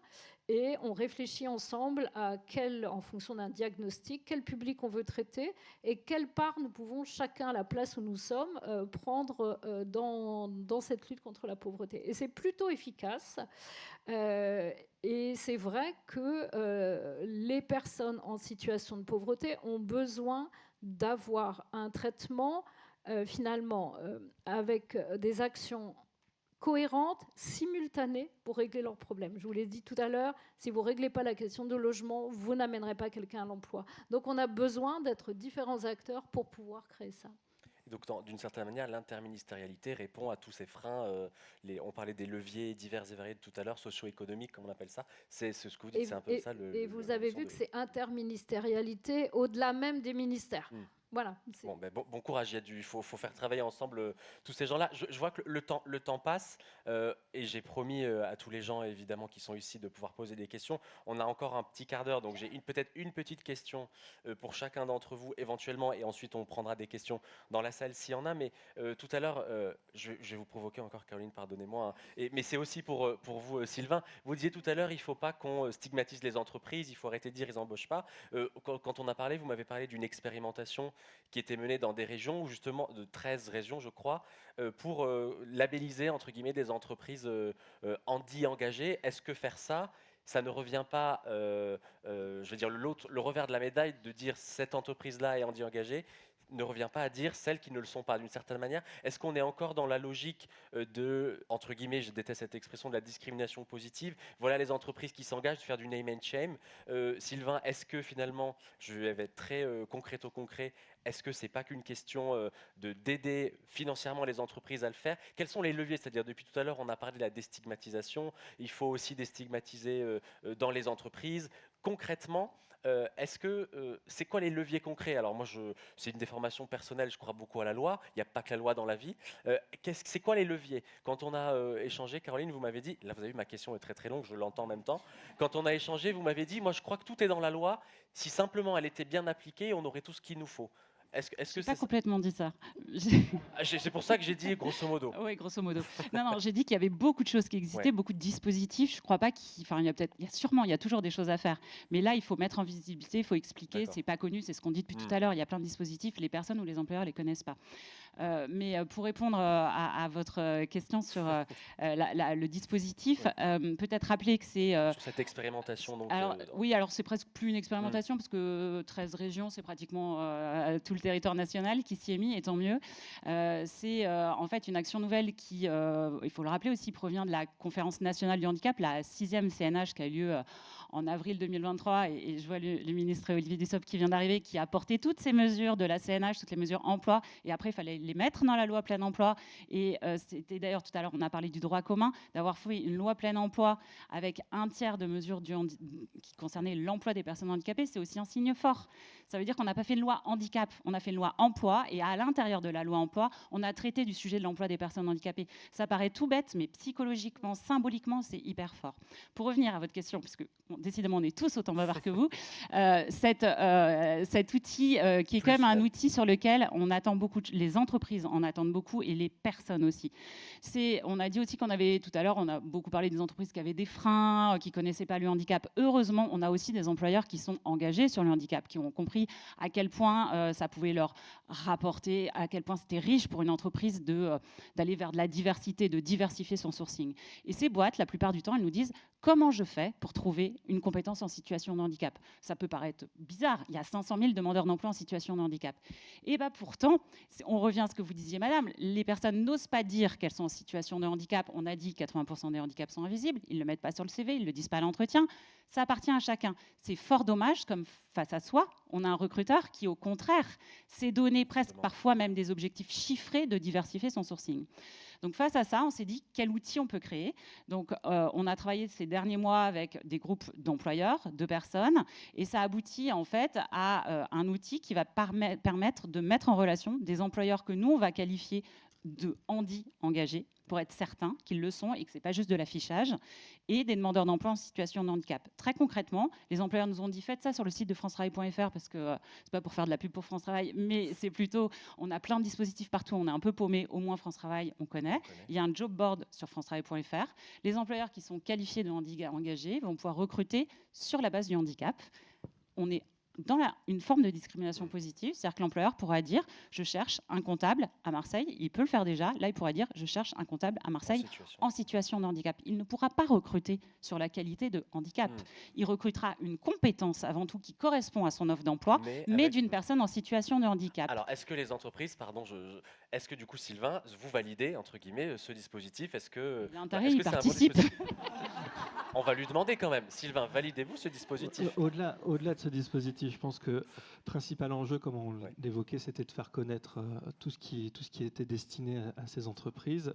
Et il y a le sujet des personnes en situation de handicap, et on en a évoqué certains autres.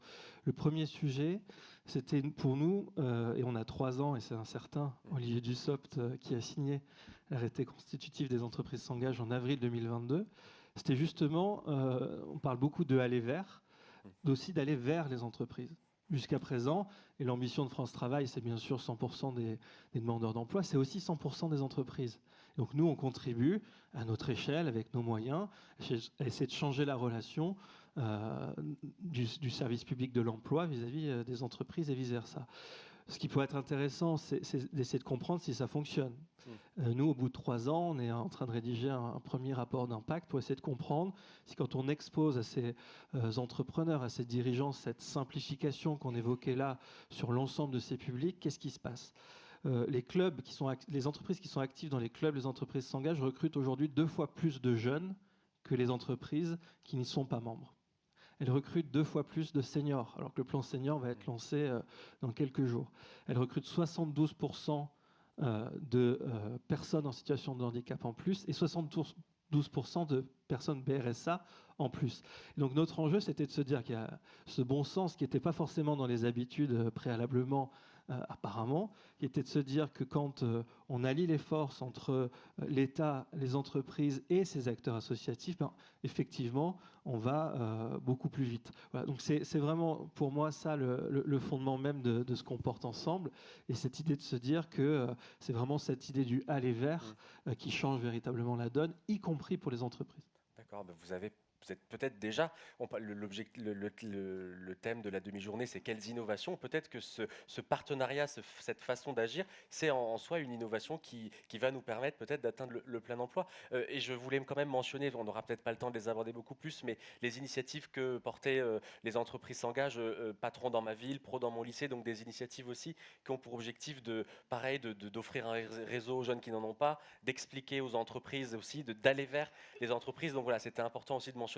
Si vous voulez peut-être en dire un petit mot en 30 secondes, et puis ensuite Yazid Chir souhaitait répondre, je vous céderai la parole. Oui, très rapidement, c'est qu'on avait plusieurs initiatives au sein de l'État qui permettaient pour des entreprises de s'engager pour les habitants des quartiers prioritaires de la ville. Il y a notamment le pacte les entreprises s'engagent, il y avait un label entreprise engagée, etc., etc. Le premier enjeu, ça a été de faire en sorte que tout soit intégré. C'est également Olivier Dussopt qui avait annoncé en fin d'année 2023, à Cergy-Pontoise, les nouvelles ambitions quartier 2030. Aujourd'hui, on est passé en quelques mois de 3 000 à 8 000 entreprises qui s'engagent. Et parmi ces actions, il y a une action qui était portée, qui avait été expérimentée avec quelques dirigeants d'entreprises qui allaient au contact des jeunes dans les quartiers prioritaires de la ville, qui s'appelle Patron dans ma ville. La première avait été expérimentée le jour de la mort du jeune Naël. L'après-midi même, on était à Sartrouville pour tester cette opération. Aujourd'hui, grâce à France Travail, notamment en mission locale, on va passer à plus de 500 opérations France entière. Donc ça, en à peine 1 an et demi. Voilà. Et on a les mêmes ambitions, effectivement, dans les lycées professionnels, où, par ailleurs, sur ces logiques d'égalité des chances, il y a un enjeu à faire en sorte qu'il y ait un maximum d'entreprises qui puissent aller au contact de ces jeunes, avec notamment le lancement de l'opération Pro dans mon lycée. Merci beaucoup. Yazid, vous souhaitiez répondre? Oui, je vous laisse peut-être répondre, et pendant cela, je regarde s'il y a déjà des questions dans la salle, et je poserai en priorité ces questions aux personnes qui souhaitent intervenir. Peut-être pour les questions dans la salle, entre les micros, voilà, on va vous donner un micro, mais Yazid, je vous en prie, pardon, je vous laisse réagir. C'était pour faire le lien avec ce que disait Sylvain, qui est très juste, c'est le aller vers. Le aller vers, il est excessivement important pour créer du lien, pour en fait créer des ponts finalement entre des mondes qui ne se parlent pas. Et en fait, moi, en écoutant la discussion autour de la table, je pense qu'il y a tous les ingrédients pour réussir quelque chose de formidable. Et il y a une très belle plateforme qui a été montée et qui est pilotée par Sylvain, une sorte de menu en fait qui est proposé aux entreprises pour s'engager. Et si, au-delà des entreprises s'engagent, il y avait également les ministères s'engagent, c'est-à-dire les collaborateurs. Il y a des milliers de collaborateurs qui pourraient s'engager avec une plateforme qui est déjà disponible, avec tout un tas de solutions d'engagement bénévole, et qui pourrait permettre aux milliers de collaborateurs de tous nos ministères, et comme on a notre délégué interministériel, d'aller et de toucher le terrain, de voir la réalité du terrain et de pouvoir effectivement se rapprocher en fait de tous ces publics vulnérables. Et derrière, je vous garantis que toutes les associations qui sont là, vous allez comprendre qu'effectivement, on a une richesse en France qu'on n'a pas forcément ailleurs, avec ces 15 millions de bénévoles et puis ces 1,5 million d'associations. Voilà. Quelques secondes, et je vais vous piquer l'un de vos micros, pardon, pour faire passer, et puis je vous laisserai répondre. Hop, voilà. Eh bien, je vais vous dire banco parce que je trouve que c'est une excellente idée. Nous, on essaye au sein, moi je suis basée au sein du ministère des Solidarités, et on essaye et puis, je ne suis pas la seule, d'autres administrations centrales le font, de faire la promotion d'associations, faire la promotion d'actions, et il faudrait qu'on regarde dans quelle mesure on peut le faire, mais je suis d'accord avec ça. Je voulais juste rajouter, parce que je m'en voudrais de ne pas l'avoir fait, on a parlé des quartiers politiques de la ville sur lesquels vous êtes engagés, mais nous, on est assez préoccupés par la situation en milieu rural, où on se retrouve avec les mêmes difficultés qu'ailleurs, mais parfois plus invisibles, parfois plus cachées, et avec un déficit à la fois de services publics, à la fois un déficit d'associations, bref, une matérialisation de la pauvreté assez différente que celle qu'on trouve en politique de la ville. Et on essaye au niveau local d'embarquer là aussi les entreprises et les associations et les différents acteurs pour trouver des réponses spécifiques en milieu rural. Donc je pense qu'il ne faut pas oublier que, en tout cas en ce qui concerne la pauvreté, elle ne se concentre pas, même si elle est évidemment importante dans les quartiers prioritaires. Oui, et puis de la même manière, on mentionnait tout à l'heure les territoires ultramarins, et c'est aussi un enjeu. Exact, voilà, territoires ultramarins, évidemment. En milieu rural, c'est souvent les employeurs publics qui sont les premiers employeurs. Il ne faut pas les oublier. D'ailleurs, tu devrais appeler les employeurs s'engagent et pas les entreprises s'engagent. Oui, Madame Raymond, je vous en prie, en quelques secondes, je rendrai l'antenne. Non, pas du tout. Je rendrai le micro à nos intervenants de la table ronde suivante dans 3 minutes maximum. Et je ne veux pas... Alors, voilà, je me tais. Je vous en prie. Alors, je voulais simplement signaler à Asmi la femme que nous secondes. le faisons déjà. La formation auprès des ministères, donc vive les employeurs. Nous attendons de le faire en entreprise. On a le même patronyme, je pense qu'il faut qu'on avance. Voilà. On se parle à la fin de la table ronde. Mais nous le faisons auprès du ministère des Armées, auprès du ministère de l'Écologie. Je parle sous le contrôle des bénévoles qui sont là et qui sont très actifs. Et bien sûr, nous le faisons et ça marche. Et nous avons ces formations. Et nous sensibilisons aussi dans les lieux qui accueillent du public également. Donc nous les faisons, ces formations. Nous formons des personnes, des managers, des référents handicap, des personnes directement qui vont accueillir du public. Et ça marche très bien. Nous ne demandons qu'à continuer. Et merci à l'administration publique qui est pionnière et moteur. Bon, alors rendez-vous est pris, puis Magellan sera là pour vous mettre en lien et organiser tout ça. Alors, en termes de questions, je vous propose de prendre 2-3 questions en même temps s'il y en a, et puis je laisserai nos intervenants répondre. Si vous pouvez nous dire, vous présenter, nous dire qui vous êtes, et puis poser la question. Voilà, je vous en prie. Monsieur. Bertrand Villeray, rédacteur en chef de Consulting Newsline. J'ai une question qui s'adresse plus particulièrement à Madame Rubinstein. Qui est basé, comme elle le disait, au ministère des Solidarités.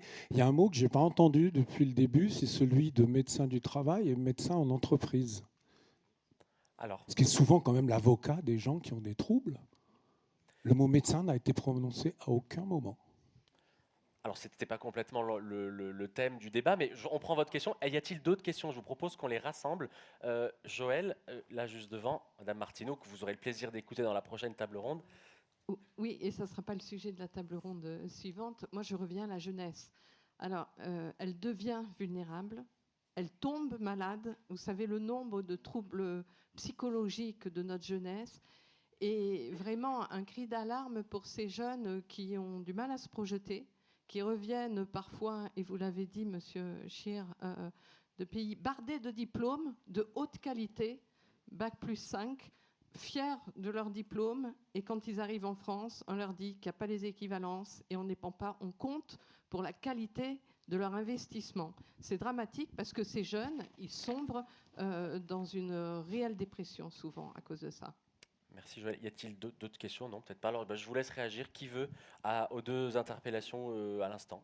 Alors, la question de la santé, au-delà de la question précise de médecin d'entreprise ou médecin du travail, la question de la santé, c'est évidemment ce dont on parlait tout à l'heure sur les freins, les freins que peuvent rencontrer les publics qui ont du mal à trouver un emploi ou à accéder à l'emploi. La question de la santé est primordiale et ça se travaille d'ailleurs, tout à l'heure je ne l'ai pas spécifié, dans l'ensemble des personnes avec lesquelles je travaille et un certain nombre d'actions spécifiques dans le cadre des pactes des solidarités ont attrait à l'accès à la santé. Évidemment, que c'est quelque chose qui a un lien évident avec la question de l'aptitude à aller vers l'emploi. Et quant aux jeunes, c'est le cœur et d'ailleurs, moi, j'ai coutume de dire que quand on mène des politiques en faveur des jeunes, finalement, on fait de l'investissement social, parce que c'est autant qu'on retrouvera dans la création de richesses dont je parlais au départ, dans ce qu'on économisera aussi, ce que l'État économisera aussi pour, en ne réparant pas ce qui n'aura pas été détruit. La question de, vous liez la question de la santé mentale. Alors, bon, moi, je travaille sur la pauvreté. Donc, nous, on est partie prenante des travaux sur la santé mentale, grande cause nationale, parce que la situation de pauvreté a souvent un lien, soit qu'elle soit la cause, soit qu'elle soit la conséquence de la pauvreté, ça a des effets sur la santé mentale. Donc effectivement, la question de la santé, mais on n'a pas parlé non plus dans les freins, il y a la question de l'alimentation, si vous ne vous nourrissez pas, forcément votre rapport au travail, votre fatigabilité dont on parlait tout à l'heure, bref, tout ça, c'est ce qu'on disait tout à l'heure de façon un peu elliptique, mais quand on rentre dans le détail, c'est tous ces aspects-là de la pauvreté qu'il faut traiter. Peut-être pour répondre à monsieur, effectivement, nos propos ont plutôt tourné autour de l'accès à l'emploi, le recrutement. Mais évidemment que le maintien en emploi, c'est essentiel. Enfin, avoir un emploi, c'est bien, le garder, c'est mieux. Les médecins du travail ont un rôle essentiel. Sur le sujet du handicap, ils ne font pas toujours le lien. Et là encore, il est nécessaire d'expliquer que le handicap, ce n'est pas que le fauteuil roulant. Donc le lien n'est pas toujours fait entre santé au travail et handicap. Quelqu'un qui a une sclérose en plaques, on va penser qu'il est malade, mais il est aussi en situation de handicap au travail et il peut bénéficier d'une RQTH. Donc c'est important aussi de monter en compétence tous les services de santé au travail pour qu'ils puissent avoir dans leur boîte à outils aussi tous les dispositifs qui sont sur le champ du handicap pour vraiment permettre que la personne puisse conserver son emploi et puisse progresser. C'est important aussi de prévenir. Plus on arrivera à intervenir en amont, à détecter des signaux qu'on peut qualifier de faibles, plus aussi on pourra intervenir et pas quand c'est déjà le feu et qu'on ne peut plus rien faire et qu'on va malheureusement vers un licenciement pour inaptitude. Et dernière chose, parce qu'on a parlé de handicap psychique, il y a un super outil dont on n'a pas parlé qui s'appelle l'emploi accompagné. Dans chaque département, vous avez une plateforme emploi accompagné. C'est une forme d'accompagnement qui est vraiment dédiée aux troubles psychiques, mais aussi à la déficience intellectuelle ou aux troubles de l'autisme. Donc c'est handicap invisible. Parce que sur ces handicaps-là, il n'y a pas besoin, ça ne sert à rien d'aller accompagner une personne juste pendant 3 mois quand elle démarre son job, c'est toute la vie. Quelqu'un qui est par exemple bipolaire, c'est jusqu'à la fin de sa carrière. Et on ne peut pas demander, on a parlé beaucoup des employeurs, aux employeurs de devenir des experts de ces troubles-là. Par contre, il faut leur mettre le filet de sécurité pour que dès qu'il y a un souci, ils aillent chercher le job coach. Et l'emploi accompagné, c'est un job coach qui va venir en entreprise à la demande de la personne ou à la demande de l'entreprise pour justement faire un peu la médiation, et c'est un expert de ces troubles invisibles. Et ça, c'est vraiment des outils qu'on est en train de développer et qui sont essentiels sur les troubles invisibles dont on a parlé tout à l'heure. Et en quelques secondes, ce sera sans doute, je crois, les mots de la fin sur cette table ronde. Madame. Je confirme, mais il en faut davantage. On n'en a pas suffisamment, c'est un réel Surtout que ça problème. soit mieux piloté, l'argent est là. Énorme. C'est pas une question d'argent. Mieux piloté, que les personnes sachent y aller. Je voulais dire qu'en dehors de handicap psychique, nous, on croise aussi la pauvreté et les jeunes, puisque le handicap psychique se déclare jeune, enfin la maladie psychique entre 15 et 25 ans, ça vous fauche au moment du lycée ou des études ou du début de la vie professionnelle. Donc on a besoin de vous, et on a aussi besoin de vous parce qu'on est dans la pauvreté, d'où l'importance d'avoir accès à l'emploi. Bon, merci beaucoup à toutes et à tous. Je vous propose qu'on applaudisse nos intervenants. On est frustrés, on aurait aimé encore parler de tous ces sujets-là. Donc, merci beaucoup, je ne peux pas vous raccompagner physiquement, mais merci beaucoup de nous avoir fait le plaisir d'être là. Vous pouvez descendre par là ou par là, hein. Merci beaucoup. Pour celles et ceux qui n'ont pas pu poser toutes les questions, vous avez un QR code que vous pouvez scanner. S'il y a des propositions concrètes d'action qu'on n'a pas évoquées, si vous avez des pistes que nous pourrions mettre en œuvre, Michel Attier le rappelait tout à l'heure, l'objectif de cette demi-journée est de produire un document avec des propositions. Voilà, il y a eu un certain nombre les entreprises s'engagent, il y a votre ministère s'engage, les employeurs s'engagent. Alors si certains d'entre vous ont des propositions, des remarques à communiquer aussi, n'hésitez pas à scanner tout de suite le QR code. On en parlera tout à l'heure et puis de manière générale, ces éléments figureront dans le document de conclusion.